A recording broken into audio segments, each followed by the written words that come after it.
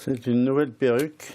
C'est la première fois que je la mets. Mais ce n'est pas la première fois qu'il incarne le tigre. Depuis 2005, année de la création de ce spectacle, Claude Mercier fait revivre sur scène Georges Clemenceau, un personnage qu'il connaît bien, qu'il admire même, et c'est donc pour lui un honneur de l'interpréter.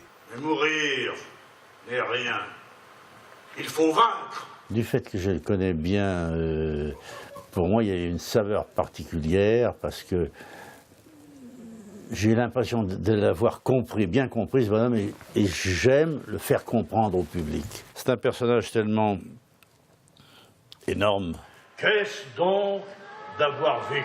Mais si cette comédie musicale dramatique est avant tout dédiée au Père Victoire en cette année centenaire de la Première Guerre mondiale, elle rend également hommage à d'autres Vendéens, à tous ceux qui ont disparu sur les champs de bataille, et notamment dans la tristement célèbre tranchée des baïonnettes.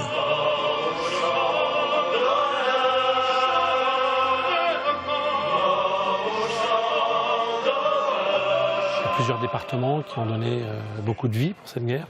Ces gosses qui avaient 18 ans, 20 ans en 1914, qui ne sont jamais revenus. Et la Vendée fait partie des départements qui ont malheureusement sacrifié le plus de jeunesse. C'est pour ça que ça m'a, je sais pas, c'est quelque chose qui m'a touché toujours.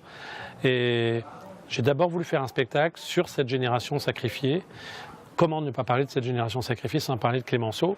Honneur à nos grands morts qui nous ont fait cette victoire.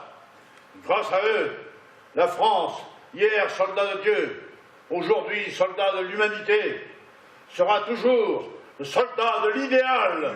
Clemenceau, la tranchée des baïonnettes, un spectacle qui sera joué à 3 reprises autour du 11 novembre, là aussi tout un symbole.